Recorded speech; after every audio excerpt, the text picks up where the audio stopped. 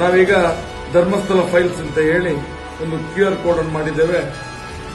ಅದನ್ನು ಸ್ಕ್ಯಾನ್ ಮಾಡಿದ್ರೆ ನಿಮಗೆ ಆ ಧರ್ಮಸ್ಥಳ ಗ್ರಾಮದಲ್ಲಿ ನಡೆದಂತ ಎಲ್ಲ ಏನು ಅನಾಚಾರವಿರಬಹುದು, ಯಾವ ಯಾವ ರೆಕಾರ್ಡ್ಗಳು ಬೇಕು ತಮಗೆ ಎಲ್ಲವೂ ಸಿಗ್ತದೆ. ನಾವೀಗ ಇದೀಗಲೇ ಅದನ್ನು ಆ ಧರ್ಮಸ್ಥಳ ಫೈಲ್ಸ್ ಅಂತ ಹೇಳಿ ರೆಡಿ ಮಾಡಿ ಒಂದು QR ಕೋಡ್ ಅಂತ ಹೇಳಿ ಕೊಟ್ಟಿದ್ದೇವೆ.